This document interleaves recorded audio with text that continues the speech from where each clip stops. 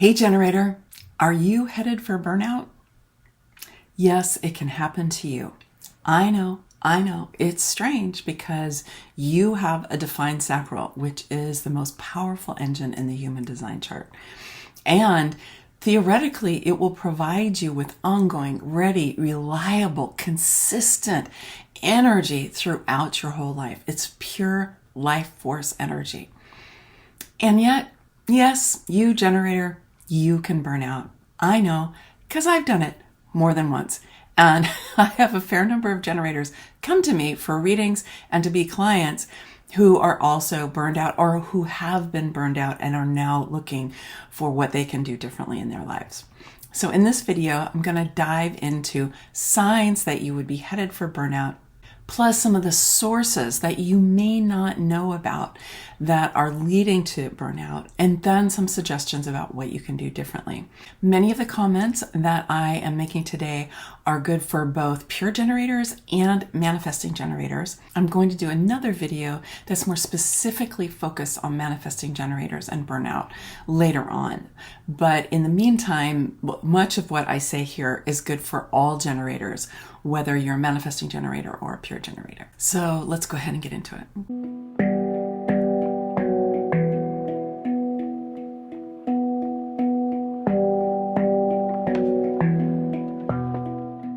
First, a few words about burnout in general. Okay, so we now live in a 24/7, 365 society. Those of us who are in the Western world who have access to technology and people globally who have access to technology, we can have lights on, we can have heat, we can have access to the internet nonstop. And because of that, sometimes we do have access nonstop, and we can be on our screens for many, many hours during the day, and we cannot get enough sleep because we can't get to sleep because we've been on screen for too long, or we will stay up watching a movie, or we're binging on television, or we're watching YouTube videos, or whatever it is that we're doing. And we just stay up too late, we don't get enough sleep. And yes, even generators will fry themselves over time if we do that kind of behavior. Really, anybody will. But even generators who have that sacral defined, which is pure life force energy, and it will provide you with virtually inexhaustible energy, provided that you take care of yourself. Okay. So yes, one aspect of burnout is not getting enough rest, spending too much time on screens, eating food that isn't really good for us, having too much sugar, too much alcohol, doing all kinds of things that our body just isn't really happy with. And yes, that will diminish your physical vitality, and that can definitely contribute to burnout. From a purely human design point of view, we usually say that burnout comes from living off the chart. Okay, not living in alignment with our design. And in today's video, I'm really just focusing on generators and manifesting generators and not going into the more complex aspects of the design. And for that, you really kind of need to have a reading, but you can learn a lot just by zeroing in on your type. So I want to share with you here some signs that will help you know that you are headed into burnout. So number one is having to force yourself to go to work or simply to face your day. You know, some signs of this are you have an alarm clock, it goes off, you hit the snooze button a whole bunch of times. You really have to drink coffee all through your day in order to be able to focus on the work that you do. You space out when you're at work. You watch YouTube videos when nobody's watching. You know, that kind of stuff, right? You're just not into it, and you're forcing yourself to be there because you think that's what you have to do. This can also show up in relationship, honestly, when you're forcing yourself to continue to live with somebody that you don't get along with anymore, or someone that you aren't in love with anymore, somebody you're actually in conflict with. This can be with a partner, a life partner. It could be with a housemate. It could be with kids. It really could be with anyone. If you're having to manage a lot of discomfort on a regular basis of being around someone somebody that isn't working for you, that can definitely lead you to burnout, as well as forcing yourself to go to work. Because basically what's common to these is that you are having to use a lot of your vital energy to manage situations that don't work for you. Now, because you're a generator, you have more energy to be able to do that than if you're a projector, for example, or certainly a reflector. Manifestors can handle this kind of thing for a while. But if you are a non-sacral being and a non-energy type, then this kind of thing can burn you out really fast. But even for generators, this can start to burn you out. Another aspect is rejecting your inner guidance because it doesn't make sense, right? It doesn't logically make sense. It doesn't fit with your analysis. You know, if you're looking at your life purely analytically and strategically and logically and linearly, then your inner guidance may be suggesting something that is really not in alignment with what makes sense from a left brain analytical point of view. And as a generator, and really this is true for all human design types, we are designed to live our lives in relationship with our inner guidance, and actually to trust our inner guidance to tell us what it is that we should be doing, what direction we should take, things that we should say yes to, things that we should say no to. And that inner guidance isn't coming from the left brain. It's coming from a higher aspect of ourselves, from our own inner being, or you could think of it as the flow of life or the creative intelligence of the universe that is giving us guidance from the inside. And sometimes we can't really see all that much from our kind of small human perspective. Honestly, I mean, compared to the universe, our human perspective is pretty small. And what our inner guidance can help us do is get some direction from that really bigger perspective. So trusting that can make a huge difference in your life versus if you continually reject it. I had a client recently who was sharing with me that she habitually just rejected her inner guidance because it didn't make sense to her. It didn't fit with what the logical world told her to do, and she definitely burned out as a result. Another clue that you may be heading for burnout is if you're getting either inconsistent or inadequate results to actions and efforts that you're taking.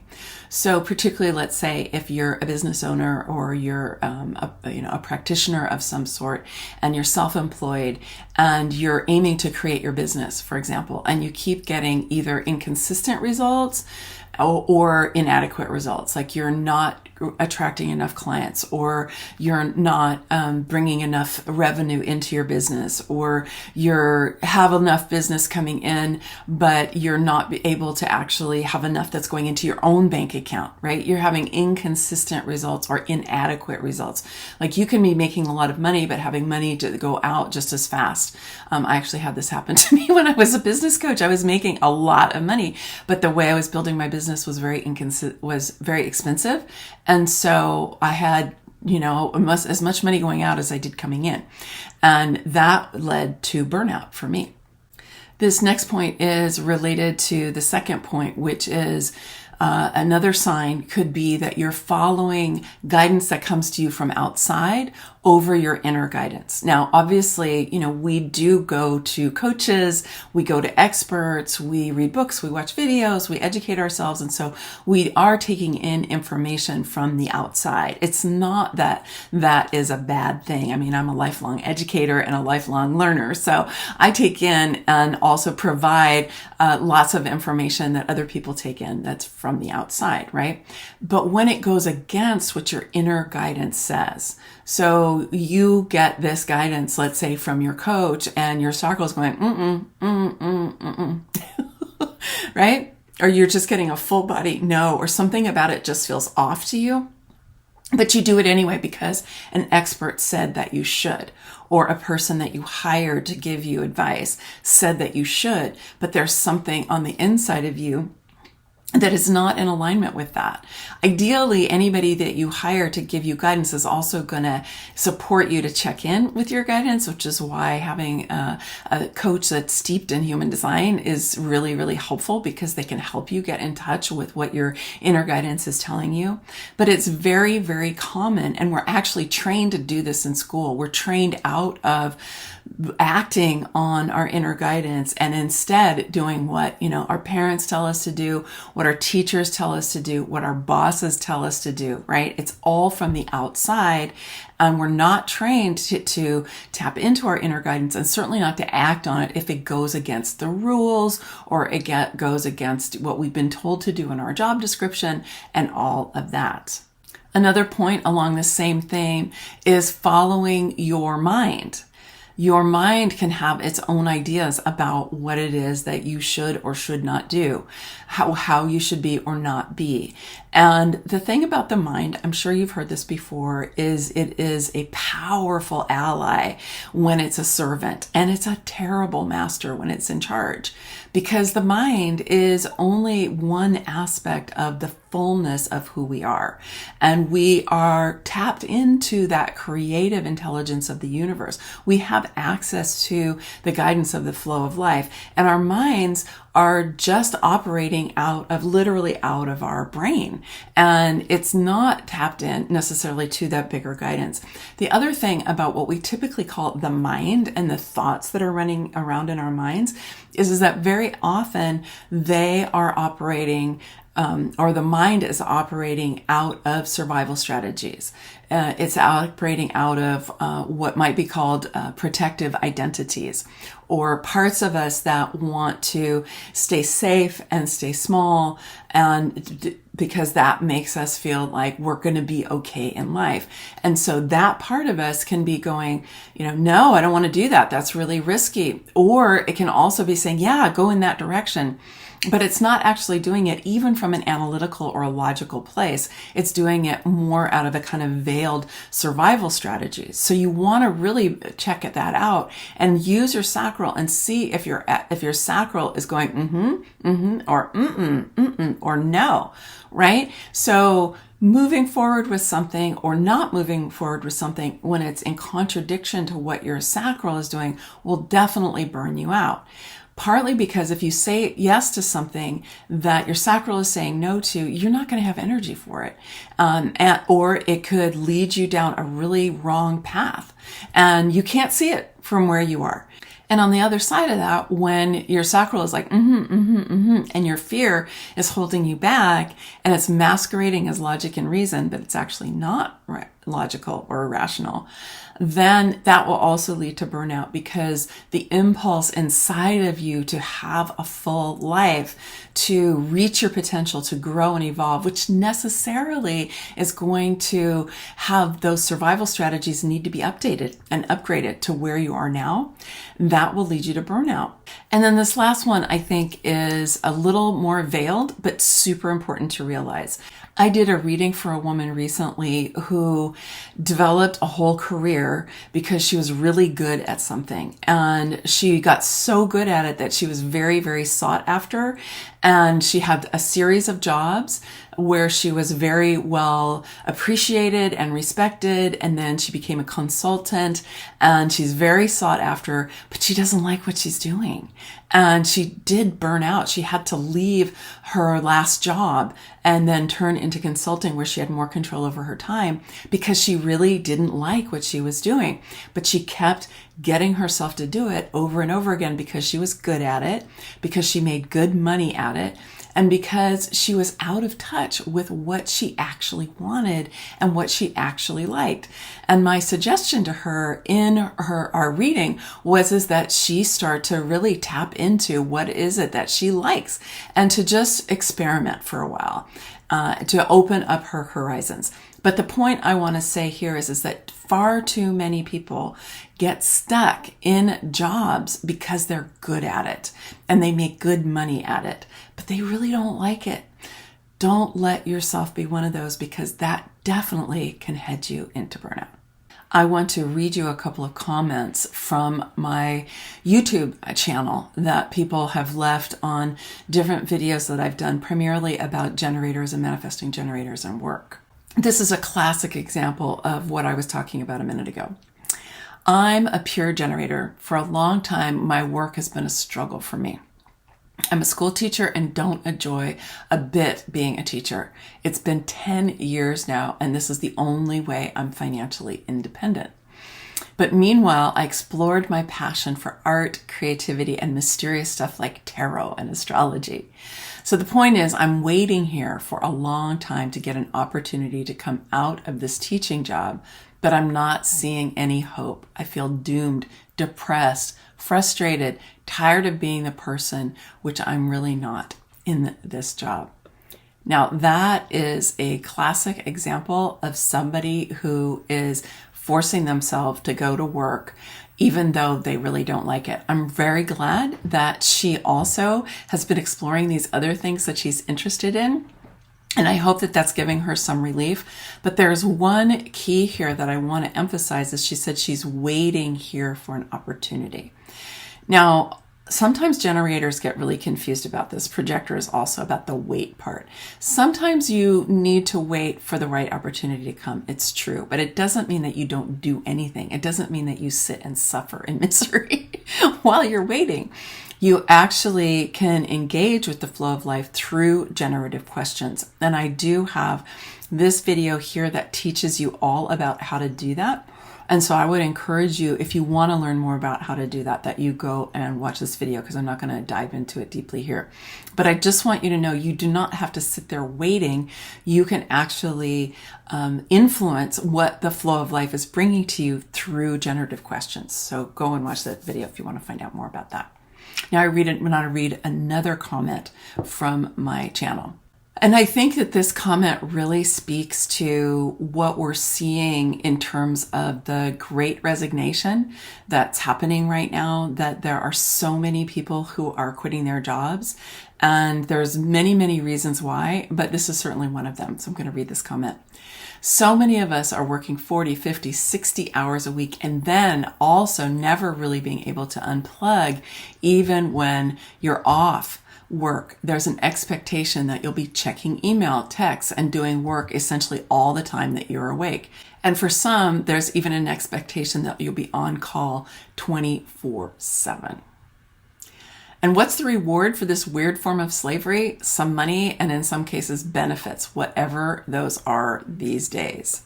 I think a lot of people are really waking up to the travesty of living a life that way, feeling like you are enslaved to a job and that you don't get any downtime, you don't get any, this is one of the shadow sides of our information society, because we literally can be in touch with each other around the clock every single day. And I really encourage you to put your phone down and, not get on email all the time and not be texting all the time, and just select certain times of day when you're going to do that and not have it be something that you're perpetually being bombarded by. So giving your life over to a job that would require that kind of, I don't even want to call it dedication, commitment, I guess, is definitely a potential source of burnout. I wanted to share with you some ideas of sources of burnout that you may or may not be as aware of. So number one for generators is initiating too much. This was certainly the case for me, and I've talked to many people for whom this is true. Let's unpack this a little bit. So the only human design type that is designed to initiate are manifestors. They are designed to tune into the creative impulses that come to them through the engine that is connected to their throat, and then to go ahead and act on it. Ideally, they will inform the people in their lives in what we call their impact field, right? So their family or people they work closely with, so that other people will know what they're doing and they won't just go off and do it and not tell anybody, which is what manifestors can do sometimes. But other than that, they're really designed to go ahead and just take action on their inner impulses. Whereas all the rest of us have different ways of relating to the flow of life. But for us as generators, we are designed to respond to what the flow of life brings us. And that is an art to learning how to do that. I know this completely threw me for a loop when I first started getting serious about human design. I have several videos about sacral authority and about learning to respond that you can go and check out if you want to find out more about that. But the main thing I just want to say here is to pause before initiating.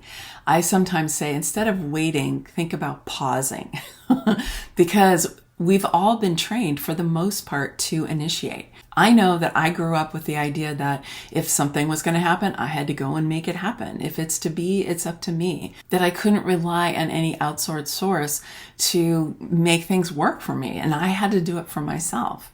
And I was very disconnected to the flow of life for a long time as a result of that. And so not initiating so much really requires us to develop our relationship with the flow of life. It requires trust and it requires faith. And when we don't have that, then it's very easy to start burning out. Another source of burnout is pushing when you don't have the energy. I did this really habitually, and I think most people do it habitually because, again, we've kind of been taught that that's just how life is. It's like, if you're tired, go get another cup of coffee, right? Go get yourself a Red Bull and keep going. And this really will lead to burnout, even for generators over time. What I've discovered is that when I tune into what my sacral says yes to, what it says I have energy for, then I always have all the energy I want and need. Now, sometimes I have to shift my focus because my mind or my plan said I was going to go and do this thing. But when I get there, I realize I don't have energy for it. I'm like, wow, I don't really want to be doing that. And I asked my sacral, should I go in this direction today? And I'm like, oh, okay. All right. And then I will look through, because I always have multiple projects going on. I have the Gate 34, so I have lots of projects. And I will look at a different project, and I need to be flexible with my planning and my scheduling. And I have been fortunate to be able to set up my life that I can do that. And I would encourage you, as much as you can, to set up your life so that you can be flexible with your scheduling and your planning so that you can take account of if you have energy for something or not. Because if you continue to push when you don't have energy for something, what happens is you don't have the energy for the flow of life that's helping you out, because your sacral would be saying, if you had that on board, it would be telling you it's the right time. And yes, we're on board with that. But also you have to use all of your own energy. So you're depleting your own energy. Plus you're actually working against right timing very often. Or you're doing the project that isn't actually right for you, even though your mind thought that it was. So I have discovered that sometimes all I need to do is wait a day or two, and then I have energy for the other project again. But I also have learned to be more discerning about what I get into in the first place through my strategy of responding and through my authority of checking with my sacral first. So when you start to really live by your strategy and your authority, you won't be doing this as much unless you override them and you ignore them. Right? Which is coming up to these other points that we have, which is that you're making decisions logically, or you're not listening to or trusting your gut. This is when you will get in the situation where you have to force yourself to finish something because you've got a deadline, you set it up that way, and then you have to do it, or you think you have to do it. There came a point for me in my business where I started saying to myself, I was like, Ostara, you created this deadline. You can change that deadline. And my whole mind would be like, yeah, but I set it up that way because of this and this and this. And I have this sequence of things and And I had to really have strong conversations with myself where I said, yeah, but you know what? I don't have the energy for it. And I'm not going to try to force myself to do something I don't have the energy for, because I know that I'm going to be screwed in the end if I do that. Now, having said that, every once in a while, yes, we do have a deadline and we do have to push ourselves. On occasion, I will do it, but I don't live that way anymore. I don't have that as my norm anymore. It's very, very occasional. So the way out of this is to learn how to really trust that gut response that you're getting from your sacral. Again, check out the videos on sacral authority because it will protect you from burnout. Now, one of the things that makes it hard to get into your sacral and feel your sacral responses and hear it and however it comes to you is when you're spending too much time in your head.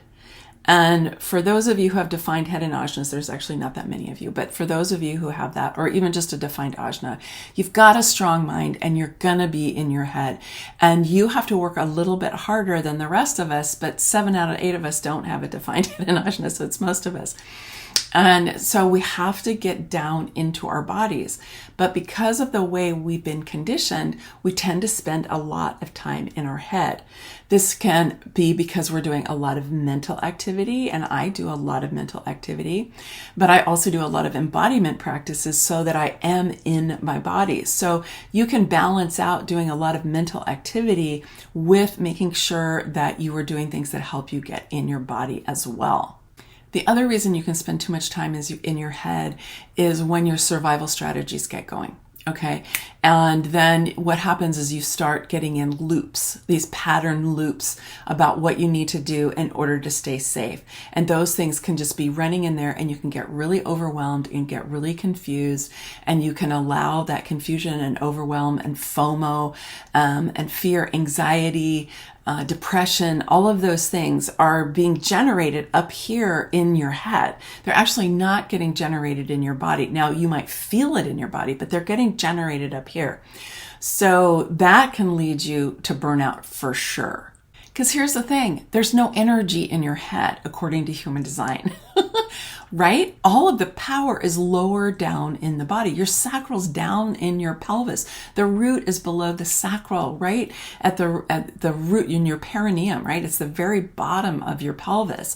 Then we've got the emotional solar plexus is over here. Again, it's down in the pelvis, and the will center is just, right next to the heart. It's actually kind of down underneath the heart, the way that I feel it when I do meditation. So it's way down here in the body. That head isn't anywhere near it, right? And so what's going on up here isn't able to tell you if you've got energy for something or not. And so it's just either working out of logic and reason and strategy, which doesn't have energy appropriated to it, or it's operating out of survival, which can be pulling from your adrenals, and you can get adrenal fatigue that way.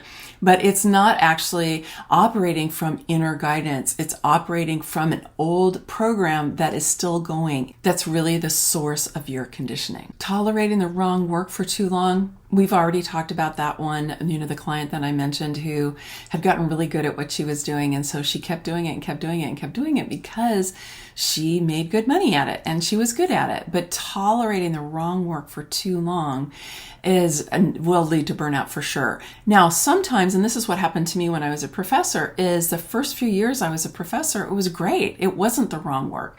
It was something that crept up on me over time as I started to really see what it was going to be like for me to have this as a career and a profession out into the future. But the first few years were great. Then I had to start looking at, wow, this is really kind of deteriorating underneath me. My passion for this, my desire for this, the things that feed me about it were just like shredding underneath me. And I didn't stay with it for too long, maybe a year or too long. But it's hard sometimes to leave a career that you've invested yourself into. But it definitely led me to feeling burned out. These last two are connected.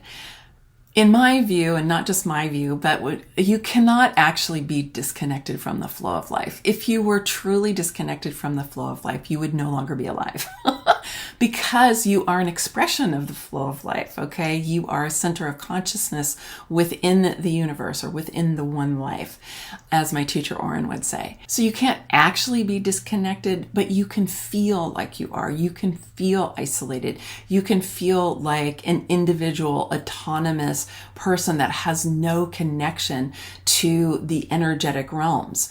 And this is a big source of suffering. And this is talked about in many spiritual traditions, right? When we feel abandoned by God, we feel like we're out there on our own and we just have to make things happen. This is when we feel like we have to make things happen, right?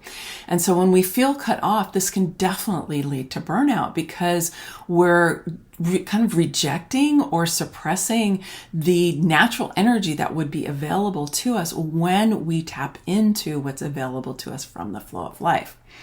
Now, this last point is related to this, which is about right timing. This is one of the key things that human design teaches us, is to tune into and align with right timing. How do we do that? Well, we do that as generators through our response and through our sacral authority. And so your sacral will tell you if it's not the right time for something. In a reading that I did for somebody just this week, she was sharing with me because she has been deconditioning herself and learning what it's like to live as a generator.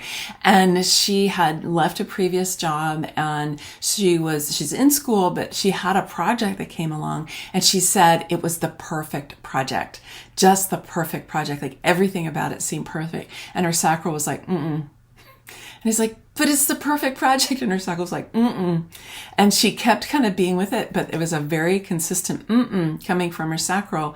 And she decided, I don't know that she really knew or could know, but she decided it must not have been the right time. Either that or there were things about the project that she didn't know about. Maybe it had to do with people who were involved, and maybe it had to do with resources. There could be a lot of things that weren't in her purview when she was looking at this perfect project, but her sacral was just like, And to her credit, she didn't do it, even though her mind was like, are you freaking kidding me? Right? And she was like, no, because I don't think it's the right time. Who knows? Maybe that project will come around later. Maybe it was saving her so that she could do another project that's going to come in during the same time that she would have had to have been working on that one. The thing is, as I said earlier, with our human brains, we can only see so much. But my point here is that even the perfect project at the wrong time is not something you want to get engaged in. I know I received a download about a conference for women 3 years ago. And I kept asking, is it the right time? I even invited people to participate in it in the first few 6 months that I got this download. But I just kept going, it's not the right time. Plus, I sort of felt like I was swimming upstream. Like I could tell there was resistance in the field, even though I had received this download. It was 2.5 years later that I finally was like, oh, now's the right time. And that was the Women Evolving Our World conference that I did back in October. So I had to wait until it was the right time. And for whatever reason, COVID needed to happen. I don't pretend to know all the reasons why it was suddenly the right time, but I could feel it in my body. It was like this whole body, ding, ding, ding, ding, ding. It's the right time now. And my sacral was like, Whereas before, when I would say, is it the right time? I would be like, So if you align with right timing, and if you're really listening to your sacral, if you are paying attention to what's showing up in your outer reality and responding to what's coming, and you're not initiating and you're not pushing and you're not doing things that you don't have energy for, then you are well on your way to avoiding burnout as a generator. Just a note here if you are emotionally defined, because this always comes up. Okay, so emotional definition means that you need to have time in order to make decisions. It does not cancel out your sacral authority if you are a generator or manifesting generator. Okay, big flashing sign. It does not cancel out your sacral authority. So everything that I've said in this video and all the other videos about sacral authority still goes for you. But the difference is if you're emotionally defined, is you need to be asking multiple times during your emotional wave, where sometimes you feel more up, sometimes you feel more down. I do have a video all about emotional authority, so you can get more information about that here. But just to say here in this video that you just need more time. and you aren't going to know immediately. And I would recommend that you don't make certainly any important, really big decisions quickly. You want to give yourself enough time, whether that's a couple of days, a couple of weeks, even a month or two, depending on how big that decision is. But you're going to be asking your sacral for getting that or and you're going to be paying attention to what it is that you have to respond to while you're in the process of getting in touch with what your sacral has to say when you're not being overly influenced by your emotional wave. Sometimes people think when they're emotionally defined, that means that they need to make decisions emotionally. Absolutely. Actually, it's exactly the opposite. It's that you don't want to make decisions emotionally in the sense of you don't want to make them when you're just at a really high peak or just at a really low peak of your wave. Of course, you might get excited about a new job or a new relationship or moving somewhere, right? You can have a kind of natural excitement for that, and that's fine. But that is different than if you are feeling, you make a decision when you're really up on your wave and you have a lot of enthusiasm, and then a couple of days later you're like, oh, no, I'm not so into that now. That's what you want to avoid, because that can lead you to a lot of pain and suffering, actually. Don't do that. Okay. Now for one last comment from my channel, and this is kind of ironic, but it really is true. So she says, burnout is the best thing that happened to me. If it wasn't for burnout, I would keep digging in the wrong direction. It took me years to get myself together. Since I'm coming back to authentic me, I'm intuitively starting to make decisions regarding my time based on my intuitive energy self-reading. I hope that means her sacral. I cannot initiate anymore as I only have energy enough to respond. That's a good thing if you're a generator. You don't want to be initiating when you don't have energy for it. I'm new to human design and would like to know how to approach doing chores I need to do around kids and house. Many thanks for such an extensive video and approachable content sharing. So my response to her about what does she do to get her chores done is I said, ask your kids and your partner to help. You don't have to be the one who does all of that. So even if you're a generator, if you're burned out, ask for help. Get support. It'll really make a big difference. And I have to concur that burnout definitely led me to whole new ways of being, whole new areas of work in my life that ultimately were really great. So it doesn't have to be just a total disaster when you get burned out, but you don't want to keep doing it habitually. Like I had cycles of burnout, and that's a drag. And I am not going to burn out again. I have really committed to myself that I'm not going to.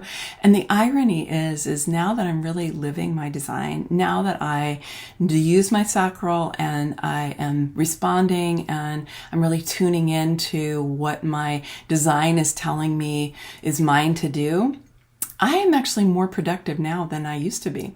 So it's not that you have to necessarily slow down or become less productive. It's just that you're engaging with life in a different way.